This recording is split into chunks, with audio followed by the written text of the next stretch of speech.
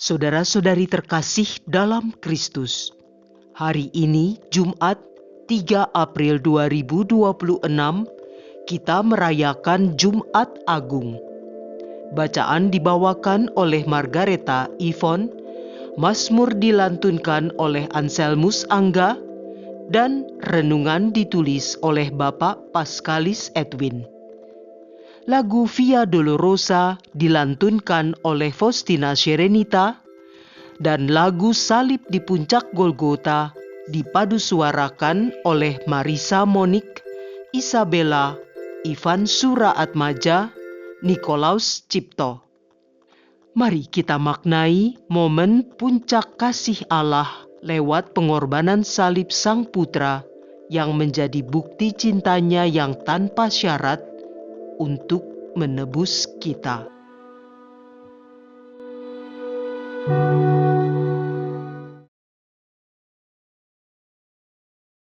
Dalam nama Bapa dan Putra dan Roh Kudus. Amin.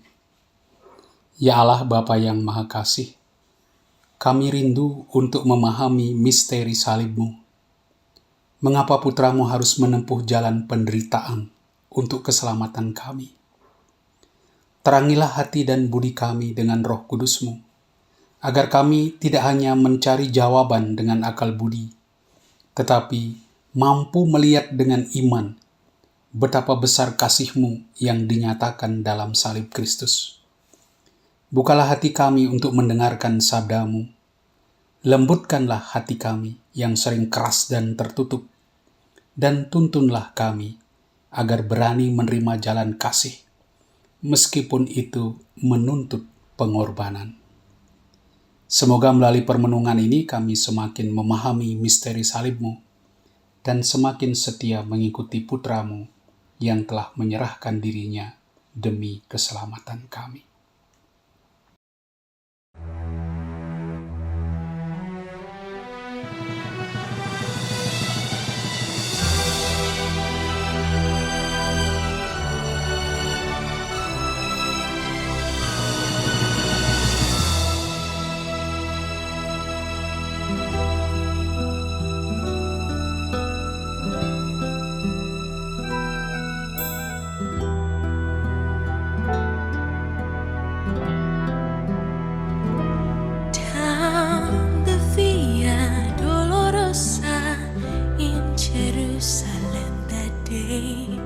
The soldiers tried to clear the narrow street, but the crowd pressed in to see the man condemned to die on Calvary.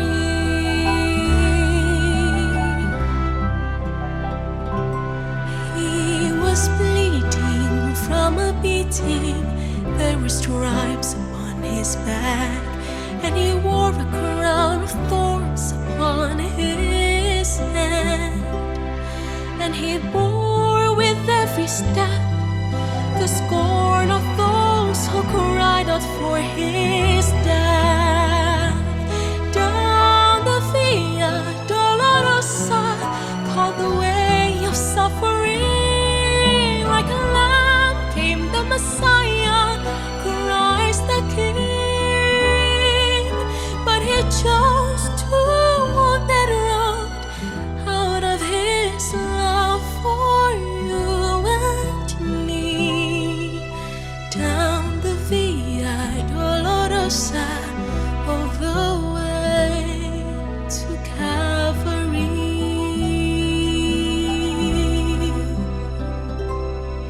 Sepanjang Via Dolorosa di kota Yerusalem, tentara Roma berjaga-jaga.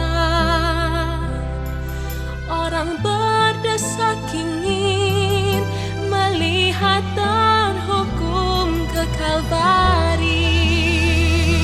Sepanjang Via Dolorosa, jalan penderitaan, bagai domba datang Mesias Raja.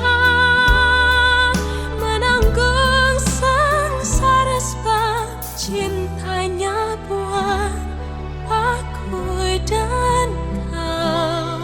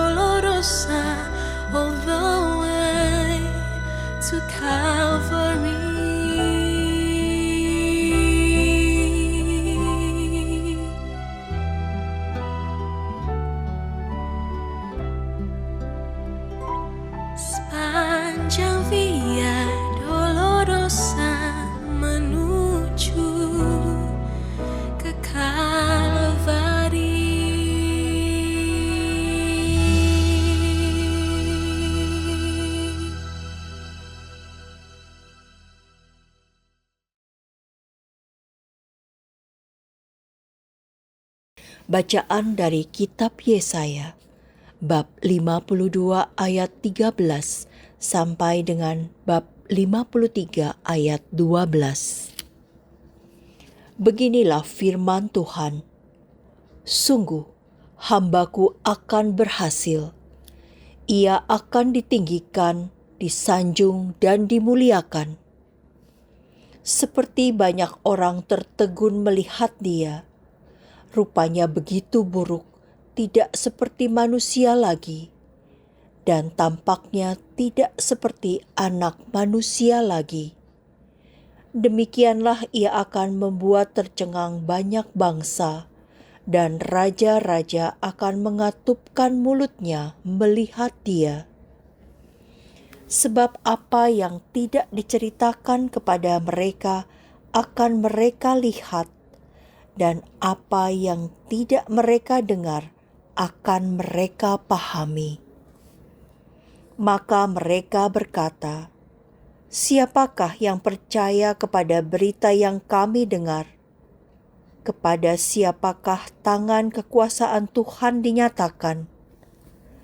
Laksana sebuah taruk, hamba Yahweh tumbuh di hadapan Tuhan, dan bagaikan tunas ia muncul dari tanah kersang.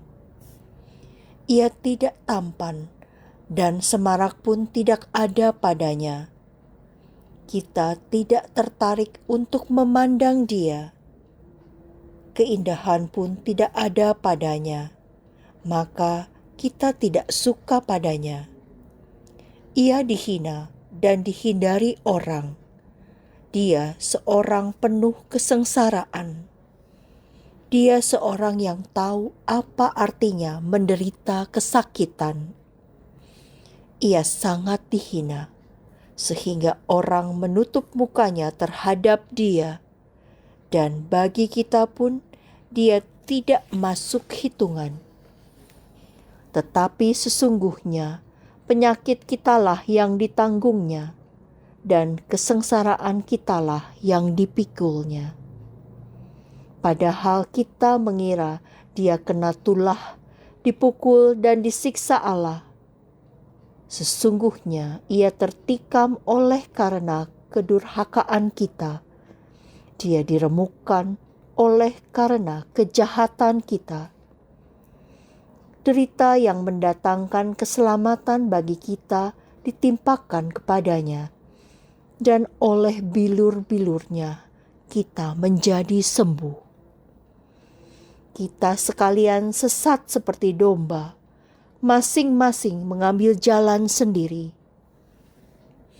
Tetapi Tuhan telah menimpakan kepadanya kejahatan kita sekalian. Dia dianiaya, tetapi dia membiarkan diri ditindas dan tidak membuka mulutnya. Seperti anak domba yang dibawa ke tempat pembantaian, seperti induk domba yang keluh di depan orang-orang yang mencukur bulunya, ia tidak membuka mulutnya. Sesudah ditahan dan diadili, ia digiring dan dihukum mati. Tentang nasibnya, siapakah yang peduli? Sungguh, ia terputus dari dunia orang hidup. Karena kedurhakaan umatku, ia kena tulah. Orang menggali kuburnya di tengah-tengah orang jahat, dan waktu mati, ia berada di antara orang-orang durhaka, sekalipun ia tidak berbuat kekerasan, dan tipu muslihat tidak ada dalam mulutnya. Tetapi Tuhan berkehendak meremukkan dia dengan sengsara, dan apabila ia menyerahkan dirinya sebagai kurban silih, ia akan melihat keturunannya. Umurnya akan lanjut, dan kehendak Tuhan akan terlaksana karena dia. Sesudah mengalami kesengsaraan jiwa, ia akan melihat terang dan akan dipuaskan. Sebab demikianlah firman Tuhan, hambaku itu sebagai orang yang saleh akan menyelamatkan banyak orang oleh hikmat-Nya, dan kejahatan mereka ditanggungnya. Sebab itu, aku akan memberikan kepadanya orang-orang besar menjadi miliknya, dan ia akan memperoleh orang-orang kuat sebagai jarahan. Ini semua sebagai ganti, karena ia telah menyerahkan nyawanya kepada maut, dan telah rela terhitung di antara kalangan kaum durhaka. Padahal dia menanggung dosa orang banyak dan berdoa untuk orang-orang jahat. Demikianlah sabda Tuhan. Ya Bapa, ke dalam tangan-Mu ku serahkan jiwaku. Padamu ya Tuhan aku berlindung. Jangan sekali-kali aku mendapat malu. Luputkanlah aku oleh karena keadilan-Mu. Ke dalam tangan-Mu ku serahkan nyawaku. Sudilah membebaskan daku ya Tuhan, Allah yang setia.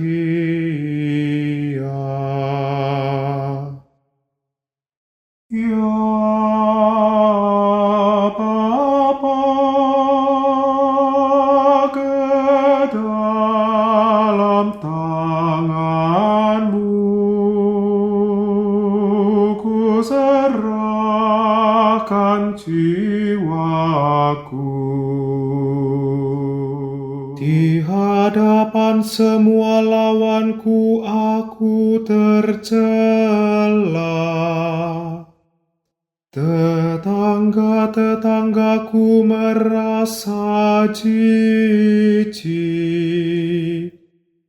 Para kenalanku merasa ngeri.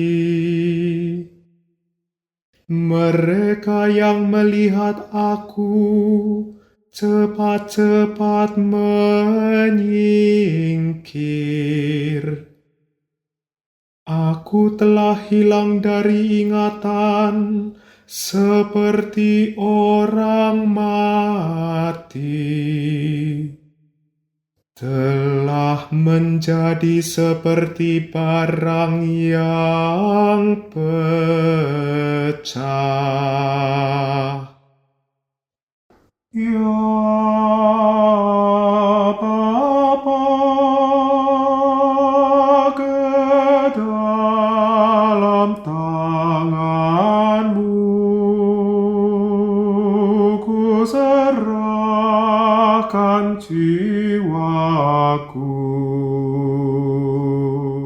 Tetapi aku kepadamu ya Tuhan, aku percaya. Aku berkata, Engkaulah Allahku. Masa hidupku ada dalam tangan-Mu.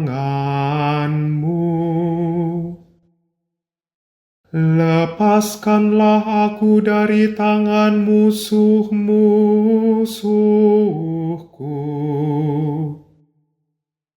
dan bebaskan dari orang-orang yang mengejarku.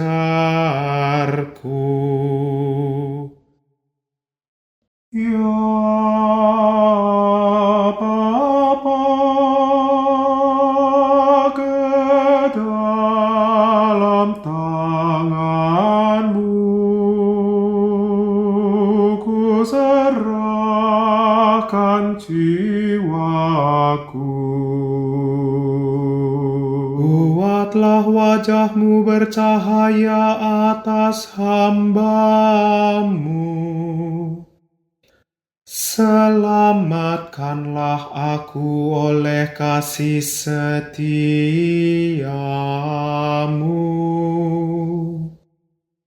Kuatkanlah dan teguhkanlah hatimu, hai semua orang yang berharap kepada Tuhan.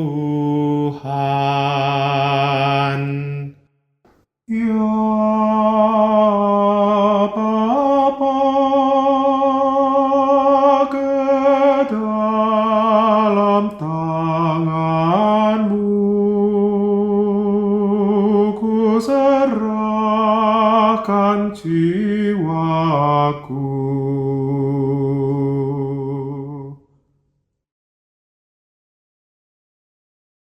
Bacaan dari surat kepada orang Ibrani, bab 4 ayat 14 sampai 16 dilanjutkan dengan bab 5 ayat 7 sampai 9.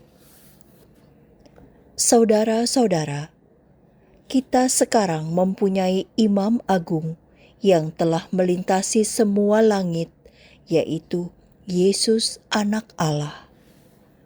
Maka baiklah kita teguh berpegang pada pengakuan iman kita.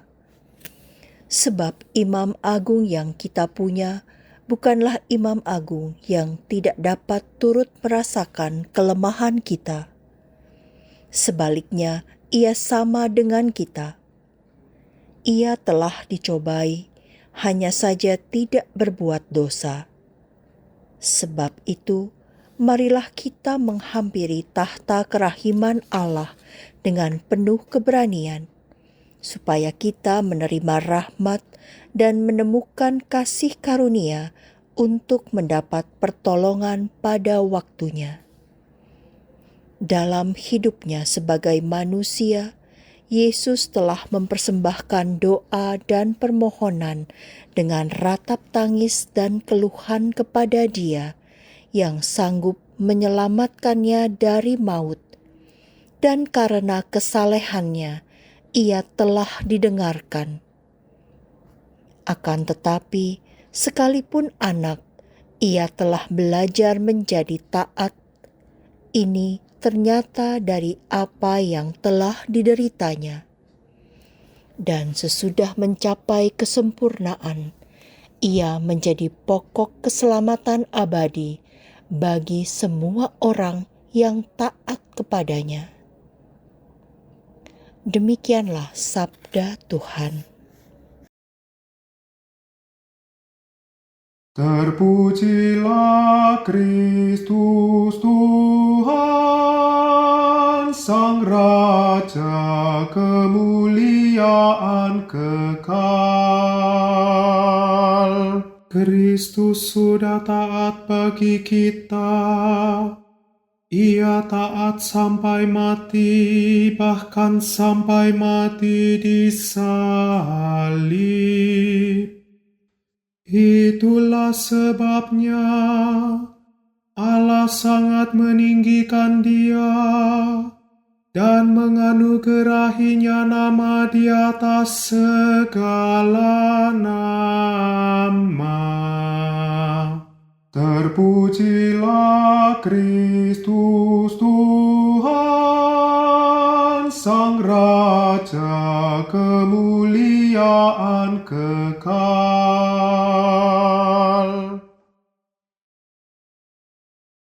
Inilah kisah sengsara Tuhan kita Yesus Kristus menurut Yohanes.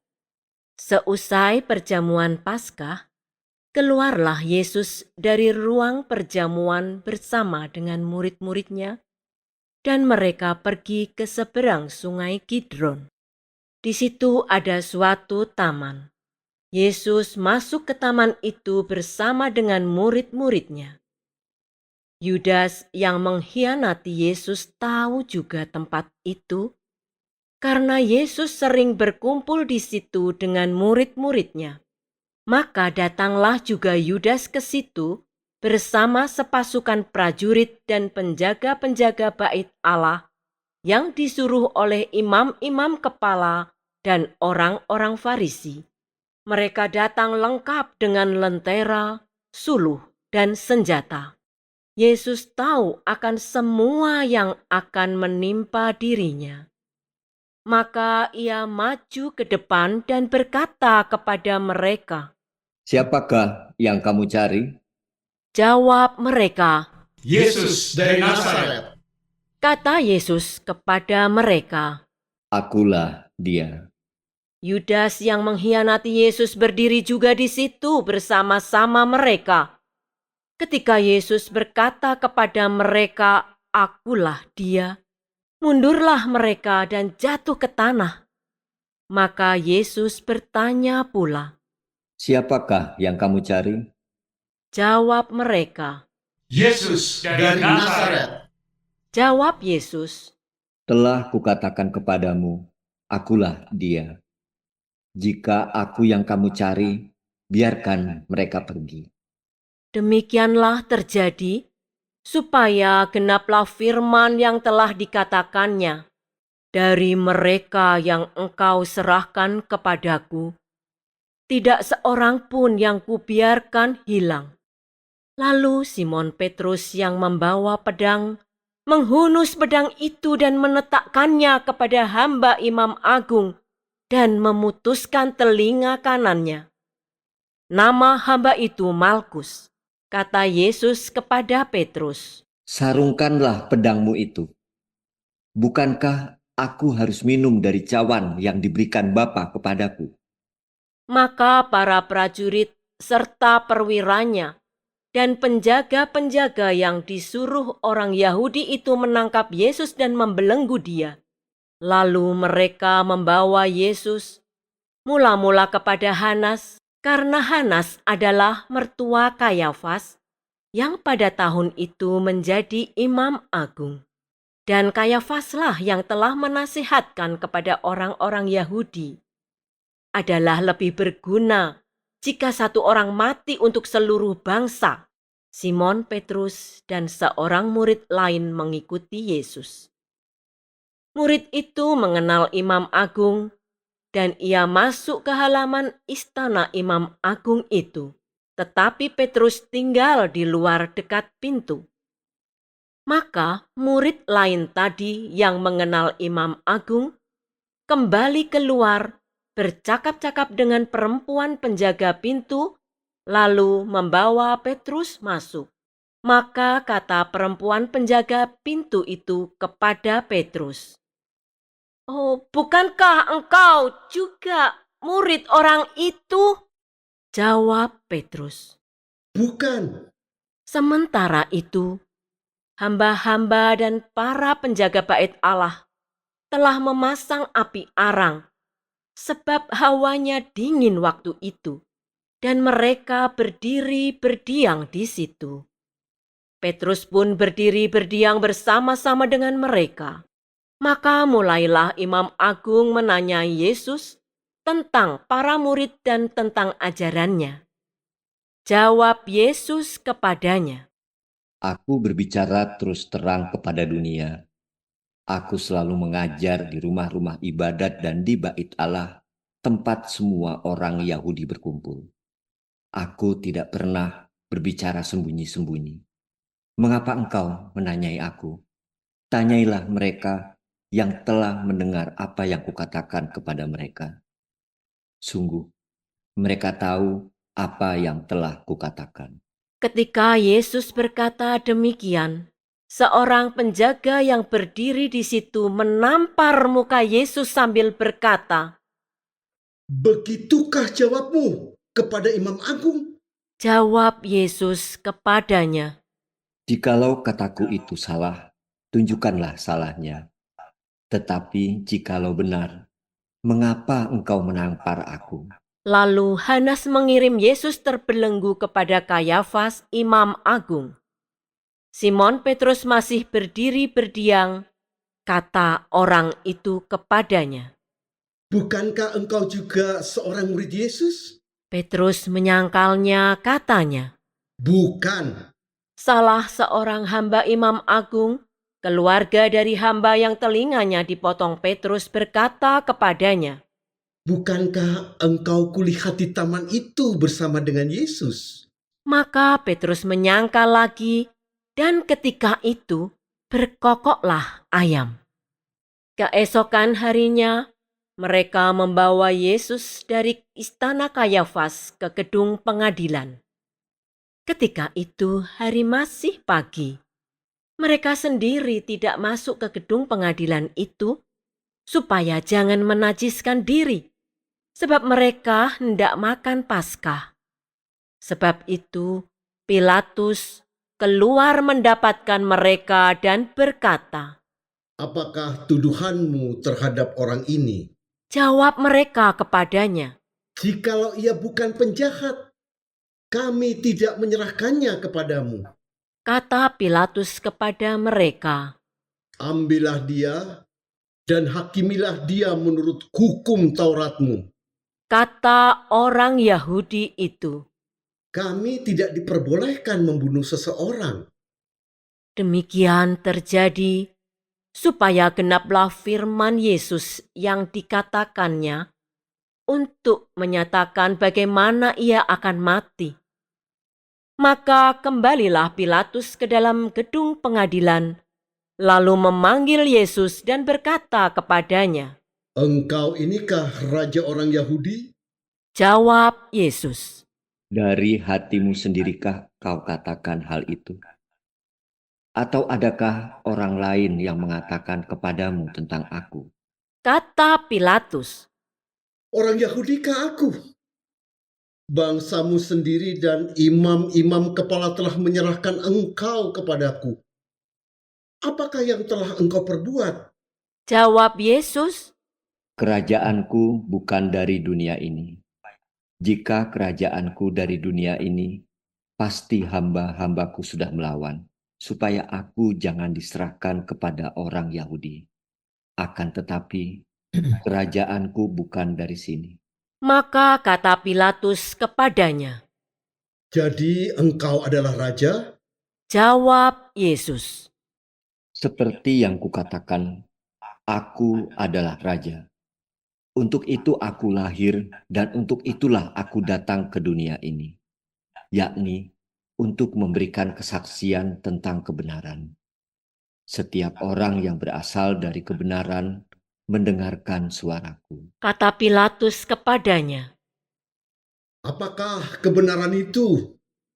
Sesudah mengatakan demikian, Pilatus keluar lagi mendapatkan orang-orang Yahudi dan berkata kepada mereka, Aku tidak mendapati kesalahan apapun padanya. Tetapi padamu ada kebiasaan bahwa pada hari raya Paskah aku membebaskan seorang bagimu. Maukah kamu supaya aku membebaskan raja orang Yahudi ini bagimu? mereka pun berteriak, Jangan dia, melainkan Barabas. Barabas adalah seorang penyamun. Lalu Pilatus mengambil Yesus dan menyuruh orang menyesah dia. Prajurit-prajurit menganyam sebuah mahkota duri dan menaruhnya di atas kepala Yesus. Mereka mengenakan jubah ungu padanya. Dan sambil maju ke depan, mereka berkata, Salam, hai raja orang Yahudi. lalu mereka menampar wajah Yesus.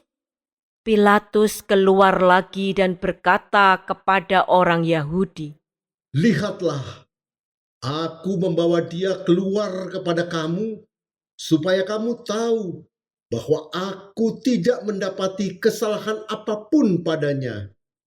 Lalu Yesus keluar, bermahkota duri dan berjubah ungu. Maka kata Pilatus kepada mereka, Lihatlah manusia ini. ketika para imam kepala dan penjaga-penjaga itu melihat Yesus, berteriaklah mereka, Salibkan dia! Salibkan dia! Kata Pilatus kepada mereka. Ambil saja sendiri dan salibkan dia, sebab aku tidak mendapati kesalahan apapun padanya. Jawab orang-orang Yahudi itu kepadanya. Kami mempunyai hukum, dan menurut hukum itu ia harus mati, sebab ia menganggap dirinya sebagai anak Allah. Ketika Pilatus mendengar perkataan itu, bertambah takutlah ia. Lalu ia masuk pula ke dalam gedung pengadilan dan berkata kepada Yesus. Dari manakah asalmu? Tetapi Yesus tidak memberi jawab kepadanya. Maka kata Pilatus, Tidakkah engkau mau berbicara dengan aku? Tidakkah engkau tahu bahwa aku berkuasa membebaskan engkau dan berkuasa juga untuk menyalibkan engkau? Yesus menjawab, Engkau tidak mempunyai kuasa apapun terhadap aku, jikalau kuasa itu tidak diberikan dari atas. Sebab itu, dia yang menyerahkan aku kepadamu lebih besar dosanya. Sejak itu, Pilatus berusaha untuk membebaskan Yesus. Tetapi orang-orang Yahudi berteriak, Jikalau engkau membebaskan dia, engkau bukanlah sahabat kaisar. Setiap orang yang menganggap diri raja melawan kaisar. ketika mendengar perkataan itu, Pilatus menyuruh Yesus keluar. Lalu ia duduk di kursi pengadilan di tempat yang bernama Litostrotos, dalam bahasa Ibrani Gabata. Hari itu ialah hari persiapan Paskah, kira-kira jam 12. Kata Pilatus kepada orang-orang Yahudi itu. Inilah rajamu. Maka berteriaklah mereka. Enyahkanlah! Enyahkanlah! Salibkan dia! Kata Pilatus kepada mereka. Haruskah aku menyalibkan rajamu? Jawab imam-imam kepala. Kami tidak mempunyai raja selain kaisar. Akhirnya, Pilatus menyerahkan Yesus kepada mereka untuk disalibkan. Mereka menerima Yesus. Sambil memikul salibnya, Yesus dibawa keluar kota ke tempat yang bernama Tengkorak, dalam bahasa Ibrani Golgota. Di situ Yesus disalibkan, dan bersama dengan dia disalibkan juga dua orang lain sebelah menyebelah, Yesus di tengah-tengahnya. Pilatus menyuruh memasang juga tulisan di atas kayu itu, bunyinya, Yesus orang Nazaret, Raja orang Yahudi. Banyak orang Yahudi membaca tulisan itu, sebab tempat Yesus disalibkan itu letaknya dekat kota, dan kata-kata itu tertulis dalam bahasa Ibrani, Latin, dan Yunani.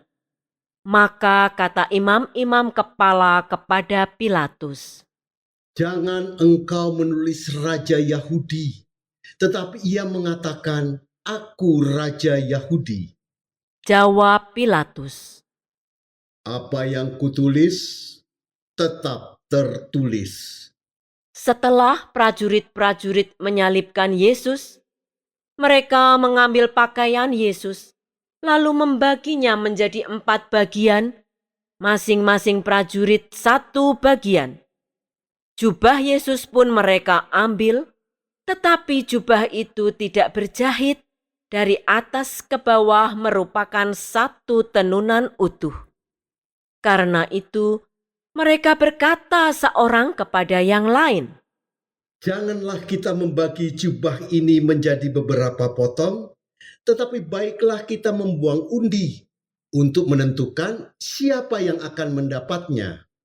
Demikianlah terjadi, supaya genaplah yang ada tertulis dalam kitab suci.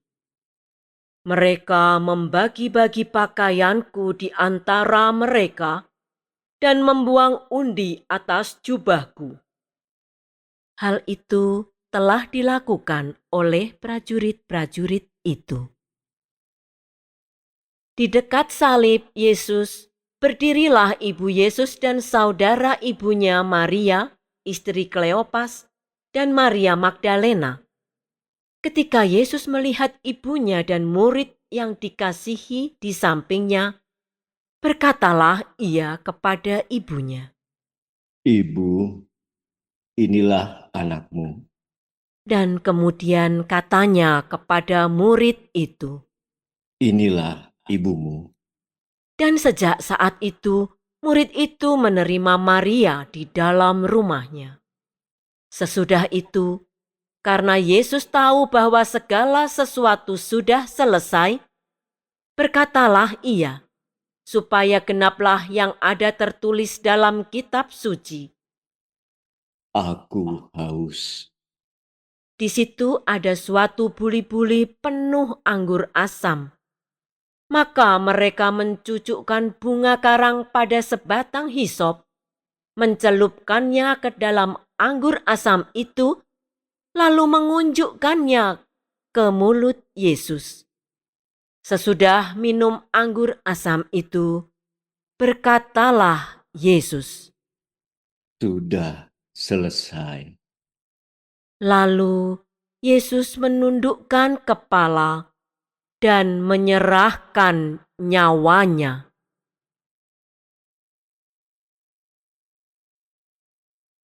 Karena hari itu adalah hari persiapan Paskah, dan supaya pada hari Sabat mayat-mayat itu tidak tinggal tergantung pada kayu salib, sebab Sabat itu adalah hari yang besar. Maka datanglah orang-orang Yahudi kepada Pilatus dan meminta kepadanya supaya kaki orang-orang itu dipatahkan dan mayat-mayatnya diturunkan. Maka datanglah prajurit-prajurit, lalu mematahkan kaki orang yang pertama dan kaki orang lain yang disalibkan bersama-sama dengan Yesus.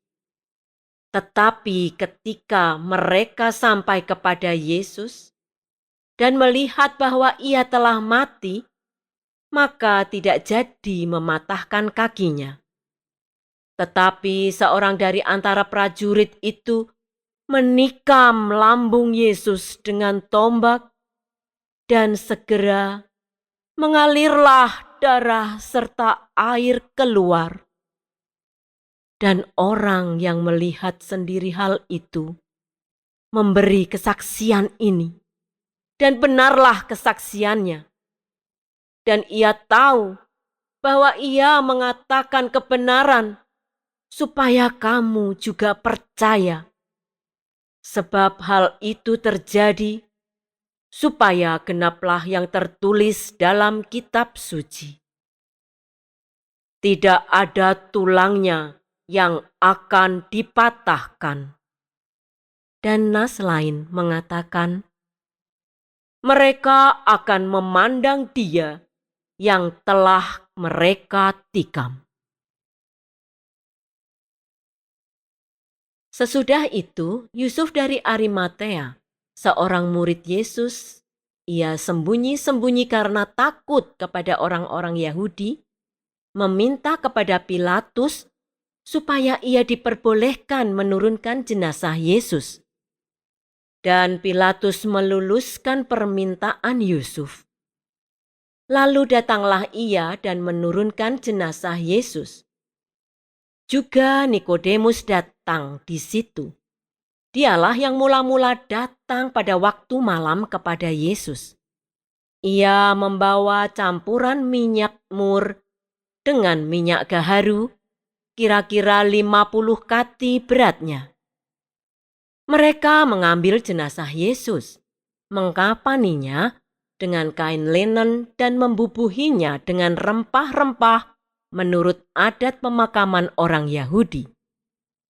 Dekat tempat di mana Yesus disalibkan, ada suatu taman, dan dalam taman itu ada suatu kubur baru yang di dalamnya belum pernah dimakamkan seseorang. Karena hari itu hari persiapan Paskah orang Yahudi, sedang kubur itu tidak jauh letaknya, maka mereka membaringkan jenazah Yesus di situ. Demikianlah kisah sengsara Tuhan kita. Terpujilah Kristus.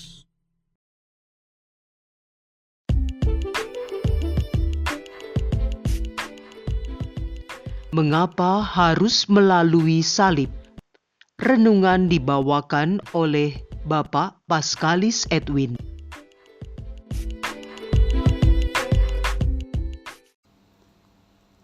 Saudara-saudari yang terkasih dalam Kristus, di hadapan salib, kita orang Kristen, bahkan juga orang non-Kristen, sering mempertanyakan, mengapa Allah memakai salib dan jalan penuh penderitaan untuk menyelamatkan manusia? Bukankah Ia Maha Kuasa? Mengapa tidak cukup dengan satu kalimat saja, dosamu telah diampuni, semua beres? Untuk memahami salib Kristus, kita perlu melihatnya dalam terang iman dan keseluruhan karya keselamatan Allah. Sejak awal, dalam tradisi Israel, penebusan selalu berkaitan dengan pengorbanan. Pada hari raya pendamaian atau Yom Kippur misalnya, umat Israel melakukan upacara pendamaian, penghapusan dosa. Dalam upacara itu, Imam Harun meletakkan kedua tangannya di atas kepala kambing jantan dan mengakui di atas kepala kambing itu segala kesalahan orang Israel. Dengan cara itu, dosa umat dipindahkan ke kambing jantan. Lalu kambing itu dilepaskan ke padang gurun untuk dimakan oleh Azazel, setan gurun. Demikian kambing jantan yang tidak bersalah harus mati karena memikul kesalahan Israel. Jadi di sini tampak sebuah pola, yakni yang tidak bersalah harus mati karena menanggung kesalahan orang yang bersalah. Kemudian dalam perayaan Paskah ketika Israel keluar dari Mesir, mereka diperintahkan membubuhkan darah anak domba yang disembelih pada kedua tiang pintu dan pada ambang atas rumah mereka. Ketika malaikat pencabut nyawa melihat darah itu, ia akan lewat sehingga anak sulung Israel tidak akan mati terbunuh. Membubuhkan darah anak domba pada tiang pintu membuat mereka bebas dari kematian. Dengan kata lain, melalui kematian anak domba, umat Israel memperoleh kehidupan. Darah anak domba menjadi tanda pembebasan dari maut. Kemudian, ritus Paskah ini disusul dengan penyeberangan Laut Merah, yang merupakan perwujudan dari ritus ini. Dalam penyeberangan itu, Israel masuk ke dalam air laut, lambang kematian, untuk masuk ke dalam kehidupan baru. Mereka masuk ke dalam kematian untuk dibebaskan darinya. Semua ini menunjukkan suatu kebenaran mendasar, yaitu bahwa kehidupan dipulihkan melalui pengorbanan, kehidupan lahir dari kematian. Namun, semua itu hanyalah bayangan. Darah hewan tidak pernah sungguh-sungguh menghapus dosa. Karena itu, para nabi menubuatkan sesuatu yang lebih dalam, yakni seorang hamba Tuhan yang tidak bersalah harus menanggung dosa banyak orang. Seperti dinubuatkan oleh Nabi Yesaya, Dia tertikam oleh karena pemberontakan kita, oleh bilur-bilurnya kita menjadi sembuh. Nubuat Yesaya tentang hamba Tuhan itu terpenuhi dalam diri Yesus Kristus yang tidak berdosa, tetapi harus menderita dan mati bagi manusia yang berdosa. Mengapa Allah sendiri harus menjadi manusia dan menderita demi menyelamatkan manusia? Sebab manusia tidak mampu menyelamatkan dirinya sendiri. Dosa telah melukai manusia begitu dalam, bukan hanya sebagai pelanggaran, tetapi sebagai kerusakan relasi dengan Allah dan sesama. Maka Allah sendiri yang bertindak dalam Yesus Kristus, hamba Tuhan. Allah tidak hanya mengampuni dari jauh, tetapi masuk ke dalam penderitaan manusia, memikul dosa itu dari dalam. Jadi, Allah memakai jalan salib bukan karena Allah itu kejam, melainkan karena melalui salib, melalui kematian Yesus, seperti kambing jantan dan domba Paskah, Ia memberi kehidupan kepada manusia. Salib menyatakan dua kebenaran yang tak terpisahkan. Pertama, salib menunjukkan betapa seriusnya dosa. Dosa bukan sekadar kesalahan kecil yang dapat dihapus begitu saja. Ia merusak, melukai, dan memisahkan. Salib memperlihatkan konsekuensi terdalam dari dosa, yakni penderitaan dan kematian. Karena itu perlu ada salib. Seringnya Allah cuma mengatakan, ya dosamu sudah diampuni, selesai. Orang tidak pernah menyadari betapa beratnya dosa itu. Kedua, dan ini mungkin yang paling utama, salib menyatakan betapa besar kasih Allah kepada kita. Salib menunjukkan bahwa Allah yang menyelamatkan manusia itu adalah kasih. Jadi salib itu puncak penyataan diri Allah sebagai kasih. Sebab tidak ada kasih yang lebih besar daripada kasih seorang yang memberikan dirinya bagi yang lain. Jadi salib itu memperlihatkan kepada kita, menunjukkan kepada kita siapa Allah sebenarnya. Bahwa Dia adalah kasih.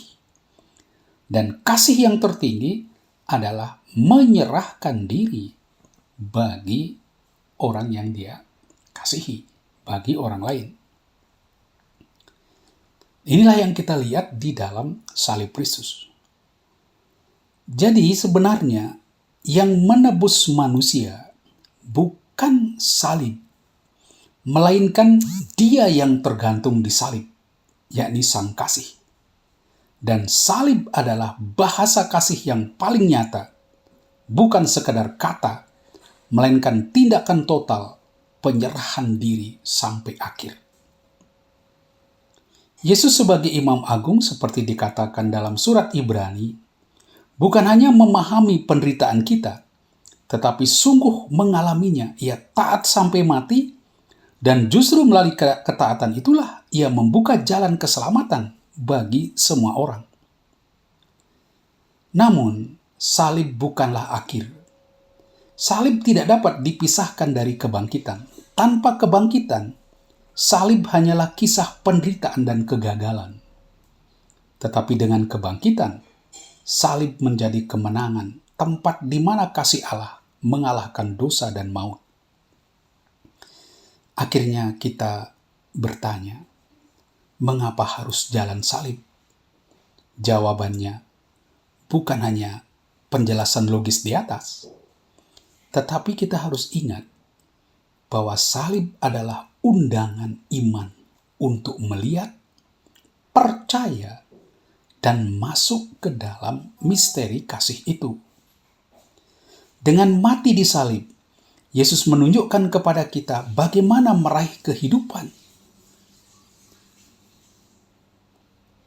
Jadi Anda bayangkan, seandainya Allah hanya berkata dosamu sudah diampuni, lalu Anda selamat, tentu manusia tidak belajar apa-apa tentang bagaimana meraih kehidupan.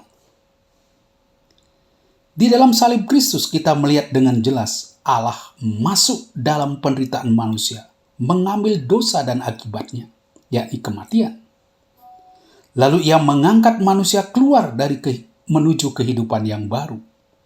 Dari sebab itu, untuk meraih kehidupan, kita harus berani meneladani Kristus, masuk dalam kematian, mati terhadap egoisme, dan berani berkorban bagi sesama. Dengan cara itu, kita pun akhirnya dibangkitkan bersama Kristus dan memperoleh hidup abadi. Jadi, saudara-saudariku, betapa pentingnya salib itu. Karena dengan itu, kita mengenal Allah adalah kasih, dan kita juga diajar bagaimana meraih kehidupan dengan siap juga mati terhadap egoisme kita dan siap berkorban bagi sesama. Ya Bapa, puji dan syukur bagimu karena melalui salib putramu, Engkau telah menebus kami. Bantulah kami untuk percaya bahwa kasih-Mu lebih besar daripada dosa kami. Semoga pemahaman yang benar akan misteri salib putramu membuat kami bukan saja mengagumi besarnya kasih-Mu, melainkan berani menempuh jalan yang sama. Ketika kami sulit menerima penderitaan, berilah kami keberanian dan kekuatan dalam menempuh jalan pengorbanan, jalan yang membawa kami kepada kehidupan. Demi Kristus, Tuhan dan Penebus kami. Amin. Dalam nama Bapa dan Putra dan Roh Kudus. Amin.